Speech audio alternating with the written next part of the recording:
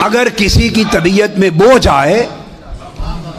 آئے تو فتویٰ مجھ پہ جو چاہے لگا دے، مگر بات دلیل سے کر رہا ہوں، دلیل سے سنوں گا۔ خدا کو صرف وہی مانتا ہے جو پہلے مصطفیٰ کو مانتا ہے۔ یہ ہے رسالت اور توحید کا تعلق۔ توحید اس کی وحدانیت اور اس کا ہونا نہ کسی نے دیکھا، نہ سنا، نہ چکھا، نہ چھوا۔ وہ تو نہ محسوسات میں سے ہے، نہ معقولات میں سے ہے، نہ حواس اس کی خبر دیتے ہیں، نہ عقل خبر دیتی ہے، نہ وجدان اس کی خبر قطعی دیتا ہے، قطعی خبر۔ تو انسان کا علم تو فارغ ہو گیا۔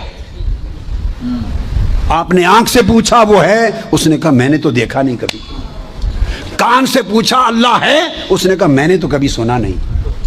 زبان سے پوچھا ہے، اس نے کہا بھی میں نے تو چکھا نہیں۔ ناک سے پوچھا ہے، اس نے کہا کبھی سونگا نہیں۔ ہاتھ سے پوچھا ہے، اس نے کہا کبھی چھوا نہیں۔ حواس خمسہ پہلے ذرائع علم جواب دے گئے۔ عقل سے پوچھا، میں تفصیل میں نہیں جاتا، حواس خمسہ باطنی عقل کے سارے ذرائع جواب دے گئے کہ نہ میرے تخیل میں کبھی آیا، نہ میرے تصور میں کبھی آیا، نہ وہ حصے مشترک میں کبھی آیا، نہ میرے وہم میں آیا، نہ خیال میں آیا، تو میں تو نہیں جانتا کہ ہے یا نہیں۔ تو وجدان سے پوچھا، اس نے کہا مجھے کیا خبر۔ میں بھی پنجابی میں کہتے ہیں اگ سگ، کیا اگ سگ، کچھ اگ سگ حواس سے لیتا ہوں، کچھ عقل سے لیتا ہوں۔ یہ دونوں بند ہو جائیں تو مجھے کیا خبر کہ کون ہے کون۔ حاضرین محترم، جب خدا کے ہونے کی خبر انسان کے پاس نہ تھی، نہ ہے، نہ کوئی ظاہری شہادت ہے، نہ کوئی ذریعہ علم ہے، تو خدا کے خدا ہونے کا کس نے بتایا؟ زبان مصطفیٰ نے۔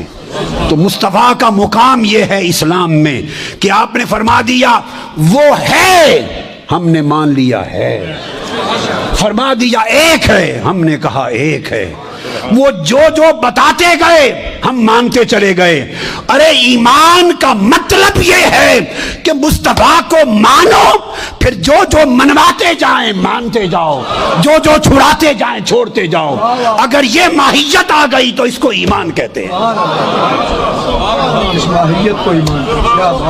اگر یہ ماہیت اور کیفیت نصیب ہو گئی اس کو ایمان کہتے ہیں۔